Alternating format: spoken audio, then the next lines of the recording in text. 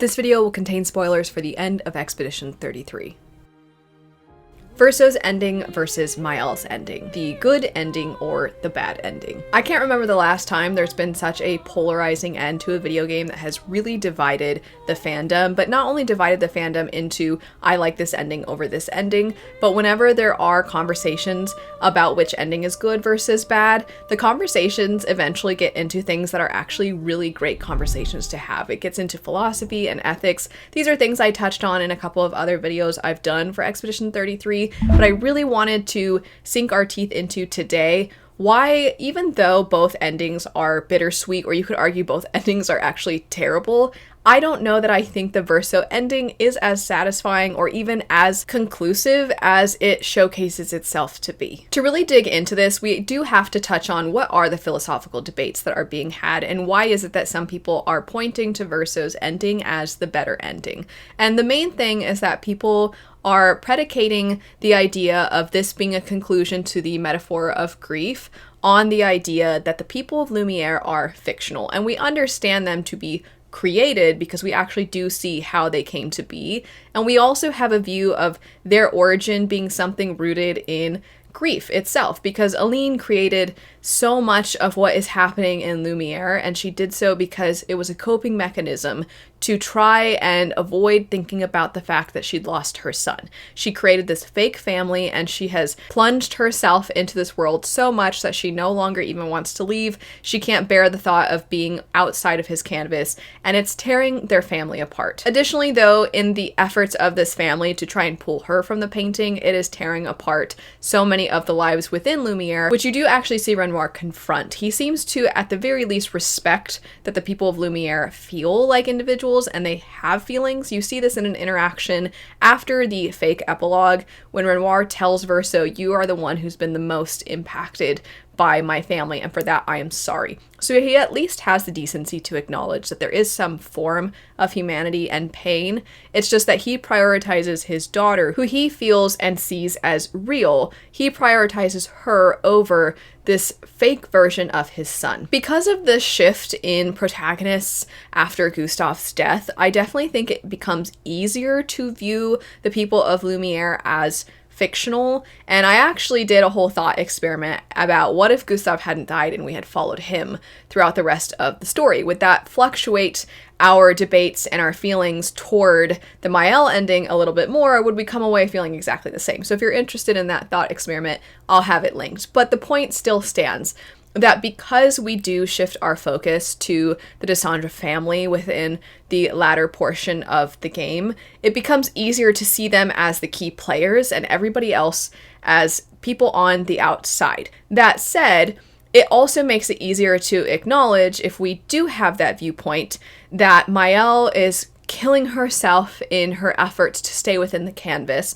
and we are just going to potentially see a replication of what Aline did. Not only is there likely going to be repercussions to the people of Lumiere, but we absolutely know with certainty that it's going to have repercussions on Mael's health. Not to mention that it seems there is some kind of outside threat with the writers. We know very little about them, but it's not going to be easy for this family to stand against them if they are still divided and torn and stuck within this canvas. However, something about the Verso ending just didn't really feel as clean to me as it was presented. Obviously, a lot of us recognize that it's still sad at the very least to have lost all the people of Lumiere, even if there's a part of us that doesn't feel that they were real in the context of the game.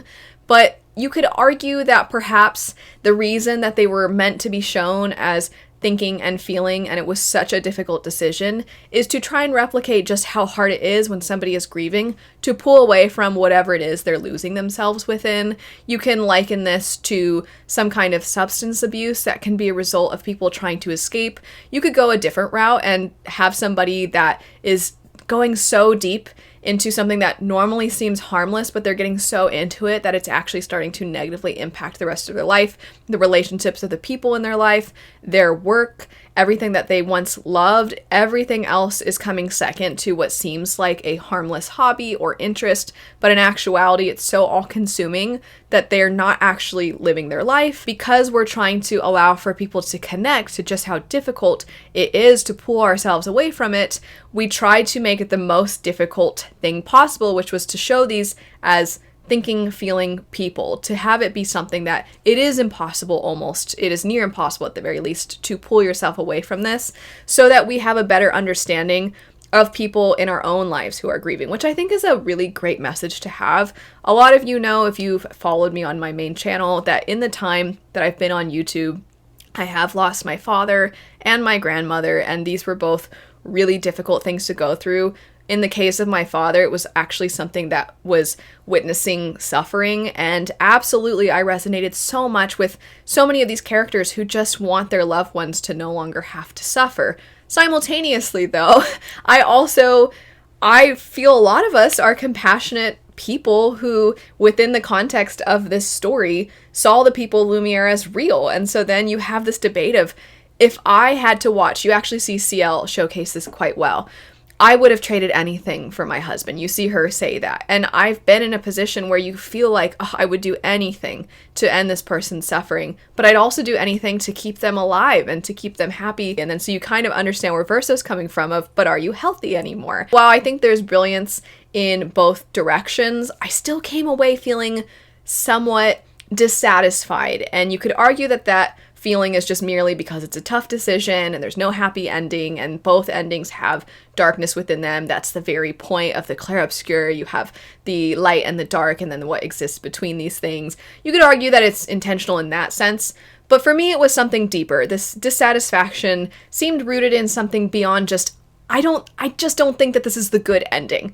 And I don't think it's just that, oh, because we sacrificed everybody in Lumiere, although for me, personally, that's part of it. But you have to believe that the people within the world that Mael's real body is within, you have to believe that that world in and of itself is not fictional. And this ties into an additional video I did recently, which was really focusing in on the concept of a painting within a painting. You can go watch that video if you want to see a further elaboration on this point, but to give you a very quick summary, there is an interaction between Lune and Verso after the false epilogue happens, where Lune tells him that Mael is going to have a painting created where she can show Lune the outside world.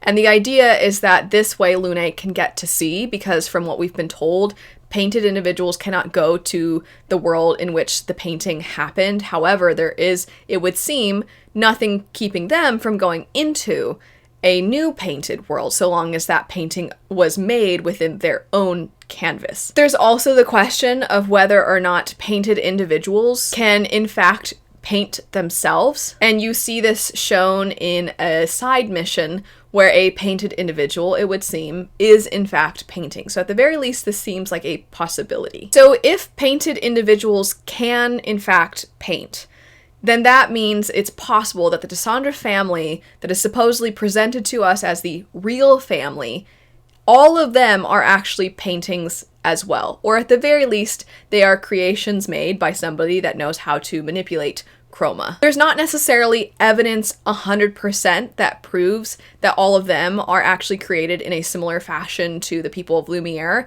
but there's also not evidence that proves that they aren't. It could go either way.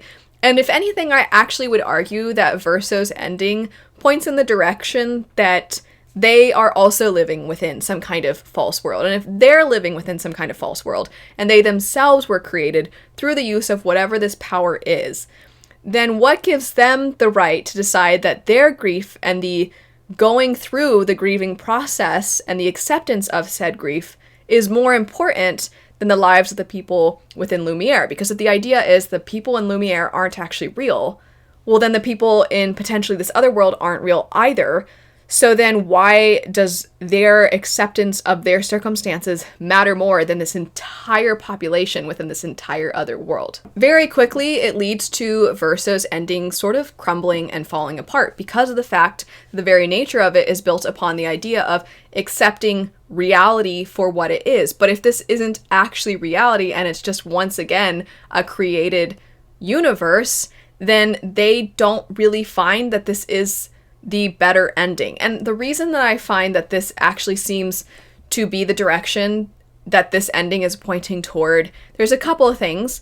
One is that the date that you see Verso's death occurring on is not a real date. And obviously it seems intentional that the developers of this game are basing this world off of a version of Paris within our own world and a historical fiction setting. If they wanted to remove the idea of a painting within a painting from the equation, one, I don't think they would have introduced this concept to us, and two, I don't think they would have added obviously different things beyond just the use of magic. I don't think they would create an entire fictional version of an alternate history France where you have the ability to use this magic. I don't think they would have done that. I think what they would have done is just created a fantasy world. It's just this is the real version of this fantasy world and this is the fake version. But they didn't choose to do that. They chose to create a version of our world in the past. And sure, you could argue, well, if magic is possible, then surely they have other things that are different as well. But I think changing the way that time works is a very odd thing to be different. And also, there's no other reason really for time to be different within this world. There's nothing that justifies it unless it is also different from our own, because it in of itself is actually a different world. We do know, because we've been told time and time again, that time does work differently in Lumiere than it does for the people that are on the outside. So Renoir talks about this, and you see that the characters have this understanding that if they go into the painting, they might be in the painting for years, if not decades, then come out of it, and it's not been that long in their world. So if time doesn't work the same across these two worlds, then it's possible that time isn't really working the same in this world because of the fact that this world is not the actual quote-unquote real world either. Another indication is just how happy everybody seems and how perfect everything is coming together. I still just don't buy into the idea that Maëlle, who she genuinely viewed these people as real and she did not want to leave them all behind. I don't buy into the idea that once the decision has been made for her, she would just accept it. I personally think that the reason that this is all working out so perfectly is because it's an ideal. It's the idealized version of what Verso was hoping for. Another direct contrast is the very fact that the Lune that exists in Lumiere seems so upset and so betrayed that she can't even bother to cross through into the space that Verso is within. And yet we see her happily waving along with everyone else. While Maëlle might not have necessarily witnessed Lune sitting down in protest to what was happening, I think she would have known her well enough to know that she wouldn't just be happy. You could argue that the reason that Lune would be viewed in this fashion is because her beef wasn't with Maëlle necessarily, but I still have the understanding that I don't think that this is actually happening, and if this isn't actually happening, is it because this isn't actually a real world either, and this is another layer of delusion that's happening? I think it's possible that both endings have aspects of delusion and getting lost within something. I think both of those endings show that, and I think the internet currently, the fandom is really focused on the quote-unquote delusion that Maëlle has in her ending because she has decided everything's going to be perfect and I'm going to ignore the fact that this isn't my real brother and I'm going to ignore the fact that my body on the outside is slowly dying because I'm just happy to be here, everything's perfect, and everybody's kind of viewing that as like, oh look, she's lost in this delusion. But I still feel the other ending is a version of delusion as well. It's just Verso's delusion. It's Verso viewing this as, even though he's not there, I think this is what he would imagine things to be like, and that was what was driving him toward this ending. But I also think that not only does this then bring into the equation that both of these forms of endings are versions of delusion, I also think that the idea that the reason this one's better, as I've kind of come around to being the focus of this video, If the reason that the Verso ending is better is because this is the real world, we have no evidence that this is in fact the real world, and thus all of the justifications fall apart.